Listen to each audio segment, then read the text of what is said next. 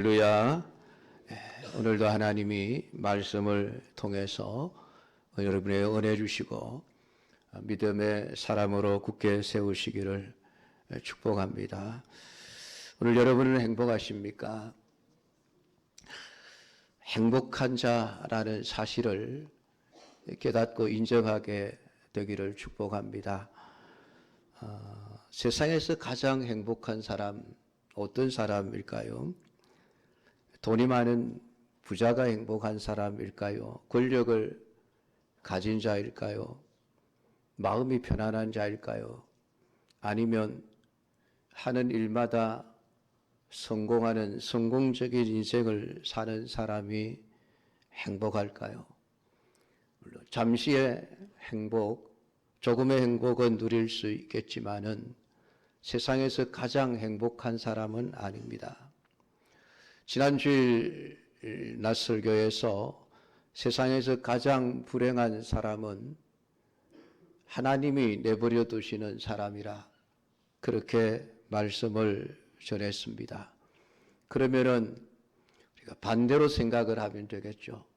세상에서 가장 행복한 사람은 하나님이 버리시지 않으시고 하나님이 선택하시고 붙들고 계시는 사람이 세상에서 가장 행복한 사람이라 그렇게 말을 하고 있습니다.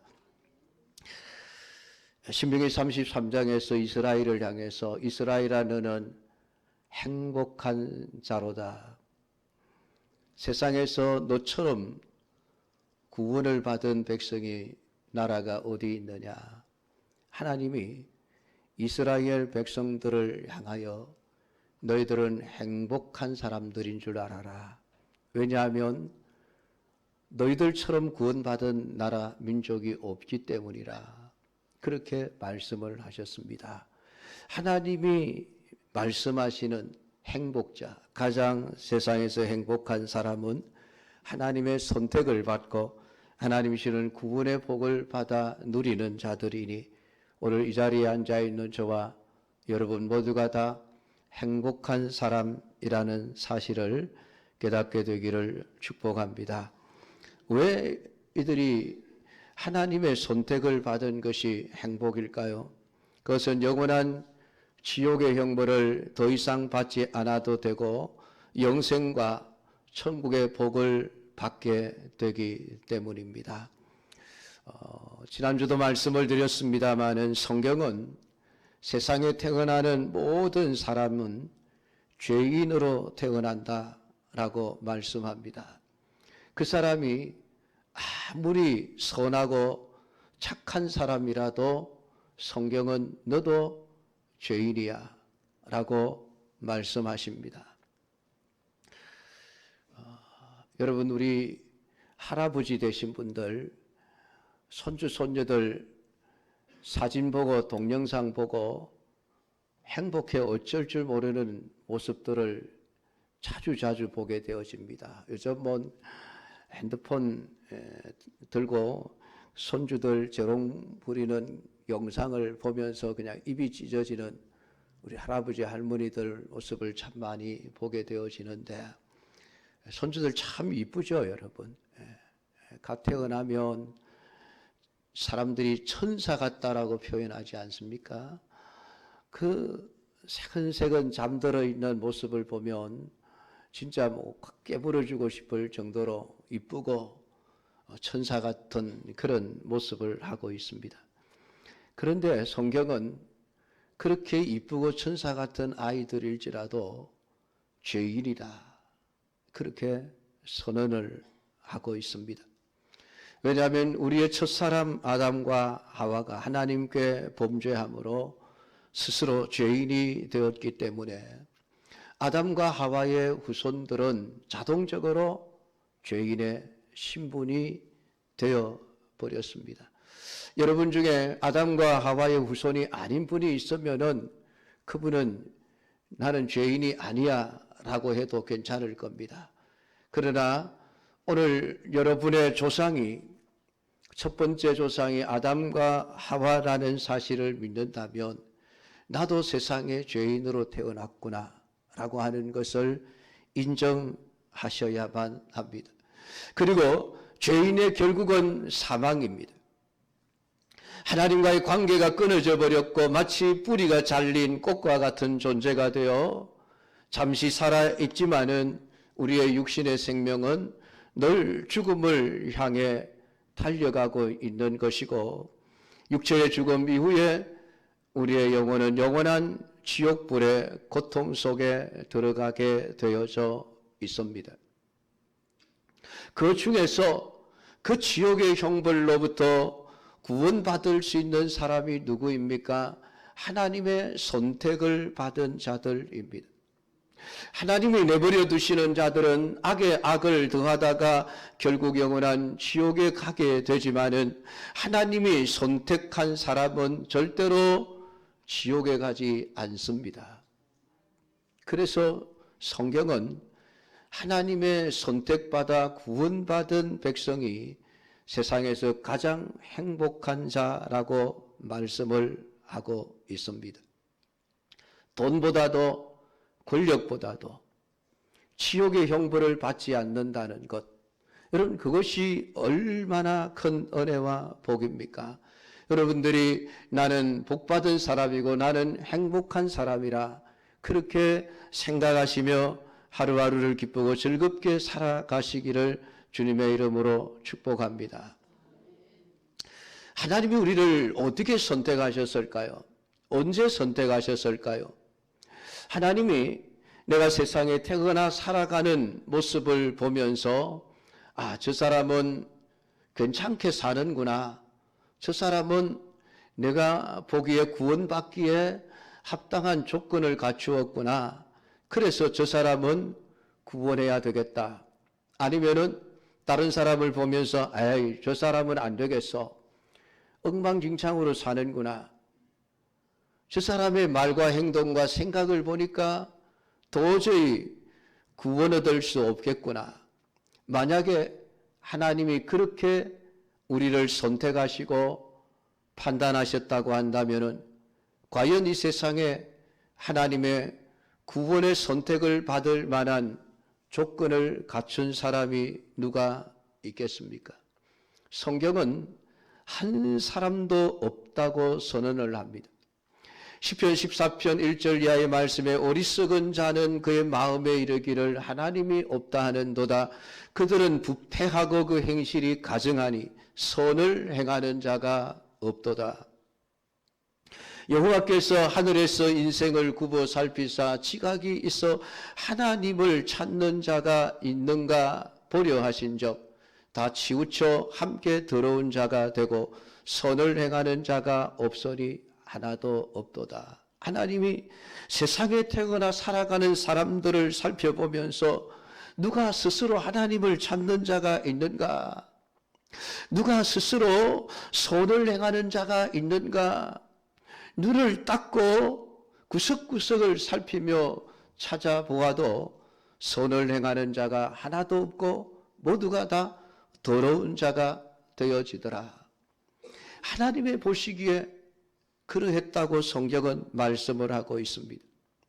늘 사람들 보기에 저 사람은 선하다, 착하다 할 수 있는 사람들 많이 있습니다. 그러나 하나님의 기준은 사람의 기준과 다릅니다.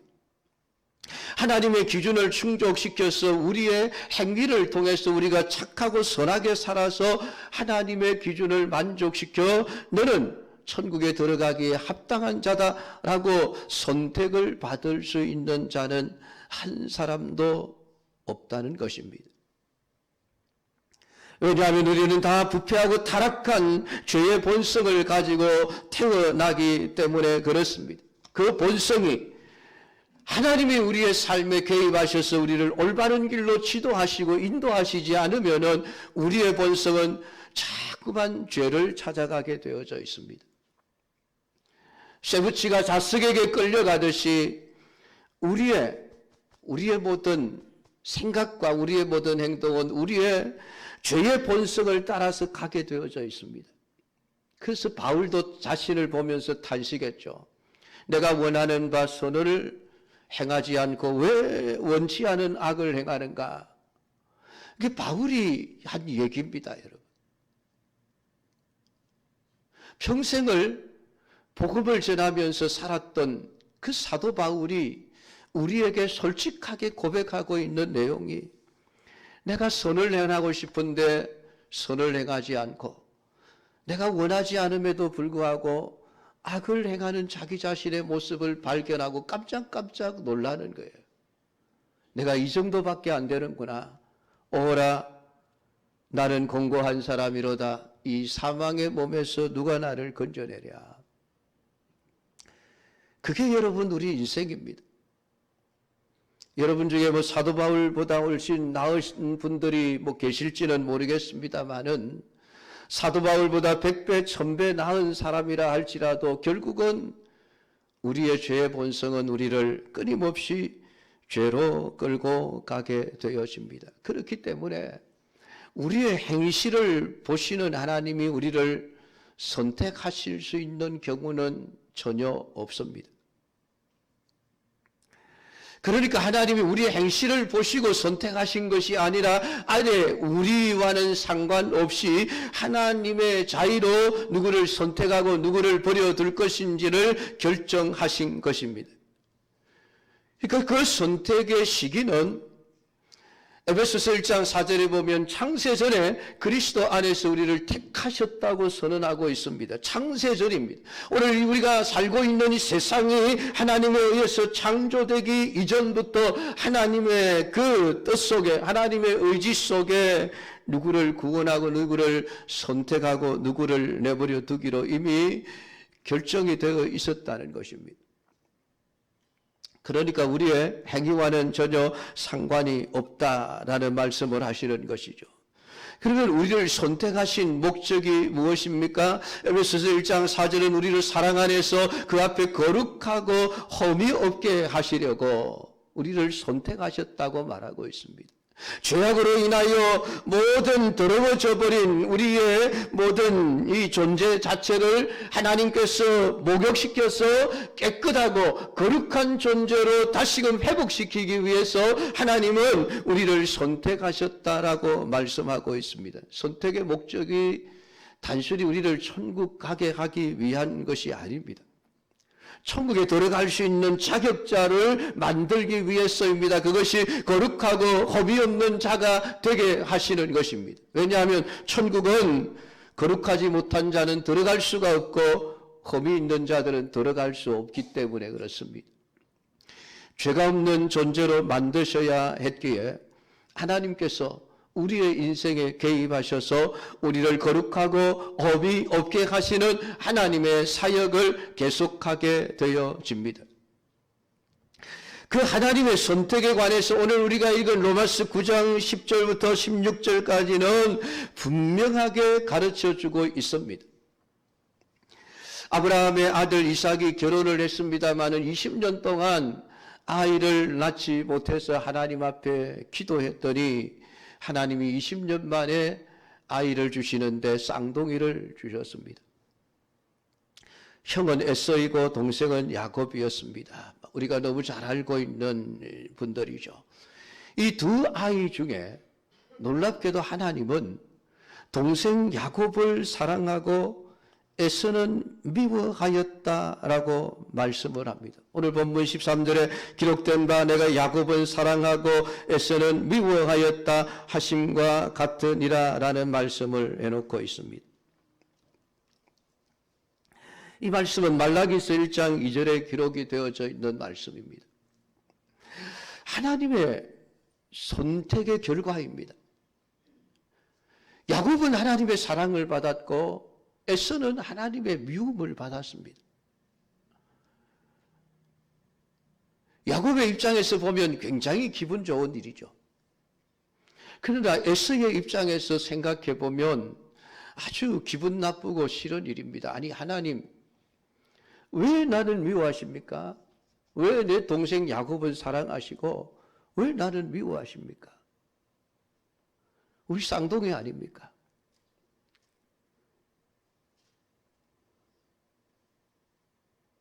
제가 야곱보다 먼저 1년을 먼저 태어났습니까? 10년을 먼저 태어났습니까? 그렇게 먼저 태어났다면은 내가 1년 동안 10년 동안 야곱보다 좀 못한 삶을 살아서 하나님이 나를 미워하신다 그러면 내가 이해를 하겠는데요. 하나님, 내 동생 야곱이 내 발꿈치를 잡고 나왔지 않습니까? 불과 1초 차이밖에 안 되는데 하나님, 왜 내 동생 야곱은 사랑하시고 왜 나는 미워하는 겁니까? 무슨 이유입니까? 에서의 입장에서 보면 하나님의 행하시는 일이 참 불공평한 일이에요. 그런데 하나님이 그 에서와 야곱을 사랑하고 에서는 미워하려고 선택하신 선택의 시기가 언제입니까? 오늘 9장 12절은 그 자식들이 아직 나지도 아니하고 무슨 선이나 악을 행하지 아니한 때에 라고 말을 하고 있습니다. 아직 태어나기도 전입니다. 세상에 존재하기도 전에 하나님은 이미 야곱을 사랑하고 에서를 미워하기로 결정하셨다라는 말씀을 하고 있습니다. 어쩌면 에서와 야곱이 태어나고 난 이후에 하나님이 그들이 어떻게 사는가 한번 보자라고 보시고 나서 선택을 했다면 오히려 아마 바뀌었을 겁니다. 하나님이 에서는 사랑하고 야곱은 미워하셨을 겁니다. 왜냐하면 에서보다 야곱이 훨씬 나쁜 사람이거든요. 윤리적으로 도덕적으로는 에서가 야곱보다 훨씬 착하고 좋은 사람입니다. 왜냐하면 에서는 한 번도 남을 해롭게 하거나 한 적이 없습니다. 남을 속인 적도 없습니다. 남의 것을 탐내어서 자기 것을 삼기 위해서 악한 수단과 방법을 동원한 적도 없습니다. 그는 열심히 자신에게 주어진 삶을 살았습니다. 자기의 성격을 따라서 날마다 들판에 산으로 쫓아다니면서 사냥을 하면서 살았습니다. 여러분, 그게 나쁜 겁니까? 에서가 무슨 나쁜 짓을 했나요? 에서가 악한 일을 한 게 뭐가 있습니까?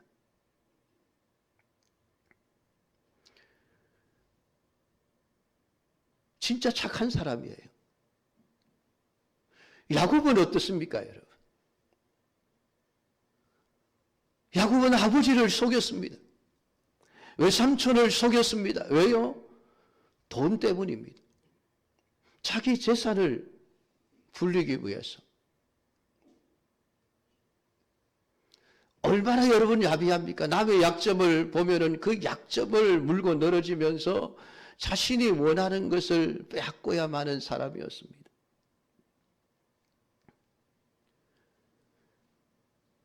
야곱이 팥죽을 쓰고 있을 때에 마침 하루 종일 사냥을 하고 돌아온 에서를 보고 에서가 배고파 팥죽 한 그릇을 달라고 했을 때에 여러분, 형제 아닙니까, 형제?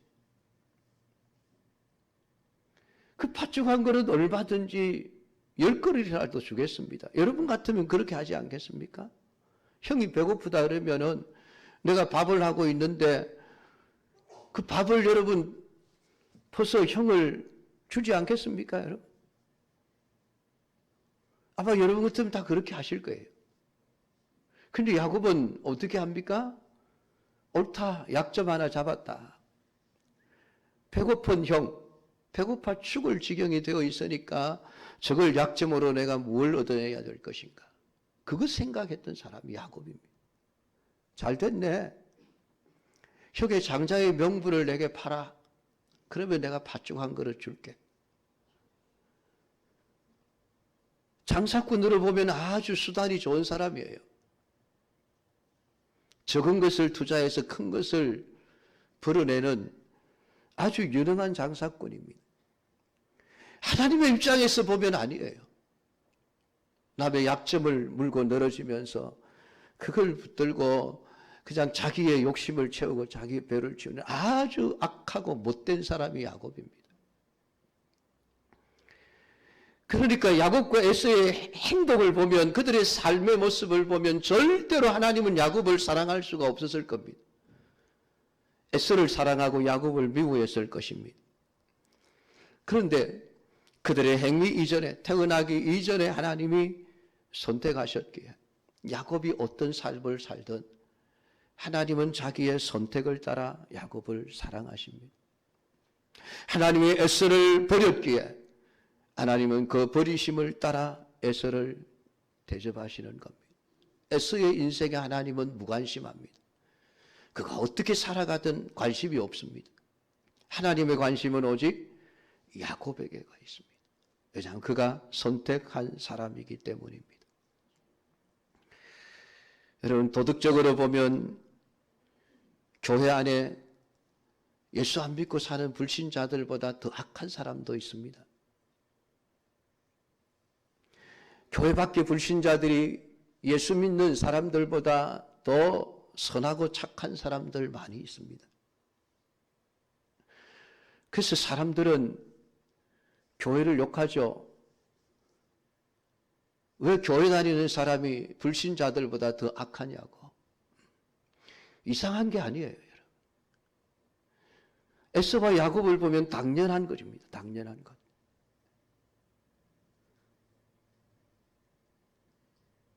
우리가 얼마나 착한 사람이냐, 우리가 얼마나 악한 사람이냐, 그거 보고 우리를 선택한 것이 아니라 창세전에 하나님이 우리를 선택하셨기 때문에, 나를 구원하시기로 결정하셨기 때문에 나에게 믿음을 주셨고 나로 하여금 교회를 다니게 하시는 것입니다. 그러니까 여기까지 오게 된 것이 여러분의 의지가 아니라 하나님의 인도하심과 성령의 감동하심의 결과라고 하는 것입니다. 그래서 내가 하나님의 선택을 받았다는 것이 세상에서 가장 큰 행복이 될 수 있고, 하나님의 선택을 받은 저와 여러분들은 세상에서 가장 행복한 자들이라고 할 수 있습니다. 그래서 9장 16절에 말합니다. 그런즉 원하는 자로 말미암음도 아니요 다른 박질하는 자로 말미암음도 아니요 오직 긍휼히 여기시는 하나님으로 말미암음이니라. 내가 원한다고 구원받을 수 있는 것 아닙니다. 사람의 뜻에 의지에 달린 것이 아니라는 이야기죠. 다른 박질한다고 되는 것 아닙니다. 내 노력으로 되어지는 문제도 아니라는 것입니다. 오직 하나님의 긍휼하신 뜻으로 말미암아 결정된 것이 우리의 선택이라고 말하고 있습니다.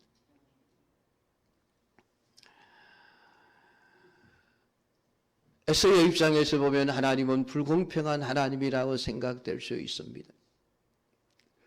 그러나 여러분, 우리가 하나님을 정말 불의하다고 말할 수 있겠습니까? 물론 모든 사람이 의인인데 그 중에서 에서를 미워하고 야곱을 사랑하셨다고 한다면 하나님은 불의하신 분이 맞습니다. 그러나 지난주에 말씀드린 바와 같이 모든 사람은 죄인으로 태어나 허물과 죄로 죽은 자들입니다. 그냥 내버려두면 자동적으로 지옥에 들어가는 자들입니다. 그들 가운데서 몇몇을 하나님이 선택하셔서 살려내신 것입니다. 그걸 보면서 하나님이 불의하시다라고 말할 수 있겠느냐라고 오늘 성경은 말합니다. 14절 그런즉 우리가 무슨 말을 하리요? 하나님께 불의가 있느냐? 그럴 수 없느니라. 야곱을 사랑하고 에서를 미워하신 것이 하나님의 불의가 아니라는 것이에요. 왜냐하면 그들이 태어나기도 전에 하나님의 선하신 뜻을 따라 선택하셨기 때문입니다. 하나님은 칭찬받아 마땅한 분이고 우리는 더 하나님을 감사하면서 살아야 되죠.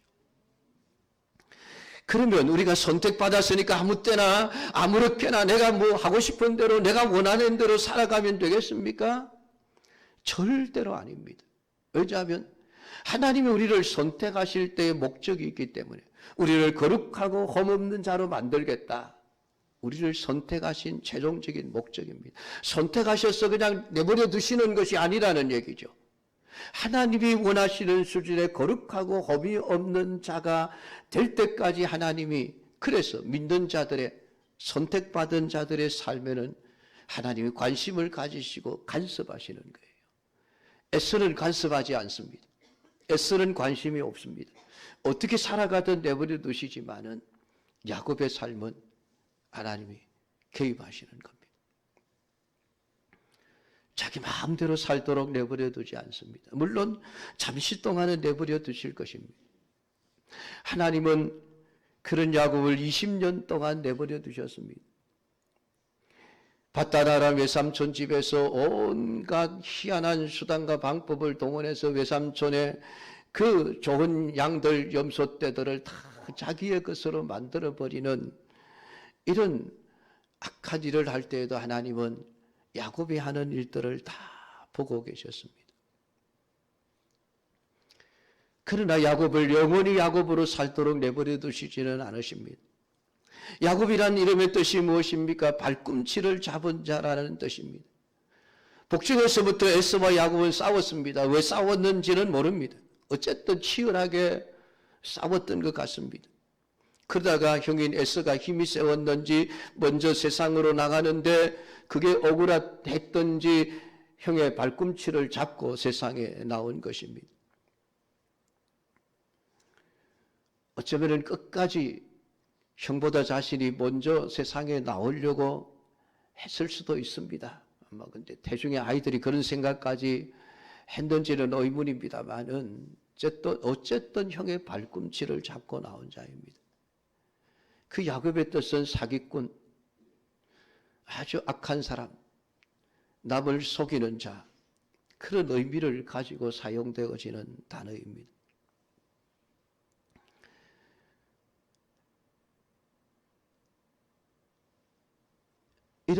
이런 야곱을 하나님은 그냥 야곱으로 살도록 내버려 두시지를 않습니다.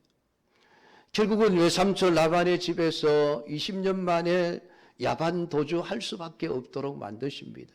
떳떳하게 나오는 것이 아니라 외삼촌과 외사촌들이 자신의 행한 일을 알고 해야 할 것 같으니까 밤중에 몰래 가족 재산 챙겨서 도망나 버립니다.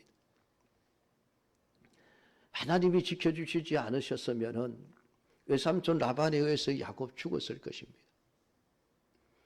그렇게 해서 하나님이 야곱을 야복강까지 데리고 가십니다. 야복강 앞에서 그런 형 에서가 400명의 군사를 거느리고 온다는 소식을 듣습니다. 큰일 난 겁니다. 20년 동안 마음속에 한을 품고 있었던 형 에서가 400명의 군사를 거느리고 쫓아오니 살 길이 없죠. 머리를 써서 별의별 수단을 다 강구해 봅니다. 뇌물을 써서 형의 마음을 돌려볼까? 그것도 안 될 것 같으니까 재산 둘로 나누고 사람도 둘로 나눕니다. 그래서 가족들과 자신은 제일 뒤에 남고 우선 종들이나 재산을 에서가 칠 때에 우리라도 도망가야 되지 않겠나. 최후로는 그래도 불안하니까 가족들 재산 다 야복강 건너가게 하고 난 후에 자기 혼자 강을 건너지 않고 남았습니다. 근데 그 야곱에게 하나님이 나타나신 겁니다. 밤새도록 야곱과 씨름하는데 하나님이 야곱의 허벅지 관절을 쳐서 그를 장애인으로 만들어버립니다. 쩔뚝거리며 살아가는 인생을 만들어버린 것입니다. 왜 그랬을까요? 야곱을 더 절망케 하기 위해서입니다. 그런 에서가 다른 사람을 치고 다른 재산을 줄 때 나만이라도 도망가서 살아야 되겠다. 튼튼한 두 다리를 믿고 있었습니다. 하나님이 그 다리까지 못 쓰게 만들어버리는 거예요. 남은 평생 야곱은 쩔뚝거리며 인생을 살아가면서 자신을 버리지 않는 하나님, 하나님이 나를 사랑하시는 방법이 어떤 것인가를 깨닫게 되어집니다. 내가 야곱이었던 삶을 하나님이 징계하시는구나. 그래서 하나님은 그 야복강에서 너는 더 이상 야곱이어서는 안 돼. 이스라엘이어야 돼. 새 이름을 주십니다. 새 이름을 주신다는 것은 단순히 계명만 했다는 얘기가 아닙니다. 그의 인생 전체를 하나님이 이스라엘로 바꾸시겠다는 하나님의 의지의 표현입니다. 결국 야곱의 인생을 벗어버리기 위해서는 허벅지 관절 뼈가 부러지지 않으면 안 되었던 것이죠. 그게 부러지지 않았으면 야곱은 절대로 이스라엘의 삶을 살지 않습니다. 하나님이 너무 잘하시니까 야곱의 뼈를 부러뜨려 그로 하여금 이스라엘의 삶을 살게 하십니다. 거룩하고 험이 없는 자가 되게 하시기 위하여 야곱의 인생에 개입하시고 그를 때려서라도 잘못된 것을 고치고 죄를 회개하고 돌아오게 하시는 것이 하나님의 간섭입니다. 하나님이 우리의 인생을 간섭하기에 우리는 행복한 자인 것입니다. 그냥 내버려 두시고 하나님이 무관심하게 네가 어떻게 살아가든 나는 모르겠다. 그냥 그렇게 살다가 지옥 가 그러면 그게 세상에서 가장 불행한 일인 거예요. 하나님이 나를 간섭하신다는 것, 나를 선택하셨기에, 나를 사랑하기에 내가 잘못된 길을 가면 나를 때려서 뼈를 부러뜨려서라도 하나님은 거룩하고 험이 없는 자를 만들어 가신다는 것입니다. 그것이 선택받은 자의 행복이고 그것이 세상에서 가장 행복한 일입니다. 오늘 여러분, 하나님이 여러분을 사랑하시는 줄 알고 나는 세상에서 가장 행복한 자라 자부심을 가지고 살아가시기를 바랍니다. 그리고 행여나 내가 선택받았으면서도 야곱처럼 살고 있다면 빨리 고치십시오. 빨리 회개하십시오. 그래야 뼈가 멀쩡해집니다. 오늘 여러분 모두 하나님이 사랑하시기로 선택한 자이기를 원하며 하나님이 원하시는 거룩하고 험이 없는 사람으로 만들어가시는 하나님의 은혜가 여러분을 온전한 그리스도인으로 세워가시기를 축복합니다. 기도하겠습니다.